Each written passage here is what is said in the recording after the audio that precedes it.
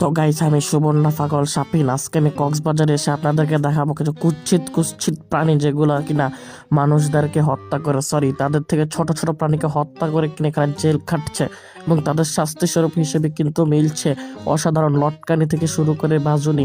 এবং এখানে দেখছেন বিভিন্ন ধরনের বিভিন্ন দেশের আসামিগুলো কিন্তু এখানে লটকিয়ে রয়েছে এবং এখানে দেখছেন মরা লাশগুলো, যাদেরকে শাস্তি দেওয়ার পর শুয়ে রাখা হয়েছে এবং তাদের আরো শাস্তি স্বরূপ হিসেবে কিন্তু তাদেরকে কবরও দেওয়া হচ্ছে না। এখানে কিন্তু বিভিন্ন ধরনের আসামি পাওয়া যায়, যেমন ধরেন টিকটকের সামনে গিয়ে টিকটক ভিডিও নষ্ট করে দেওয়া, ইউটিউবে ব্লগিং এর সামনে মাইক্রোফোনের তার কেটে দেওয়া থেকে শুরু করে নানা রকম থেকে শুরু করে নানি রকমেরও আসামি রয়েছে, যেগুলো আপনাদেরকে না বললেই নয়।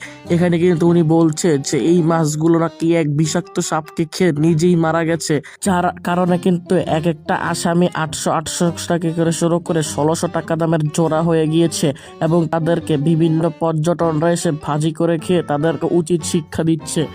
তাদের শাস্তি স্বরূপে এক একটা কাঁকড়ার পিস দেওয়া হয় 300 থেকে 350 টাকা পর্যন্ত এবং এক একটা টোনা মাছের দাম হয়েছে কিনা 600 টাকা।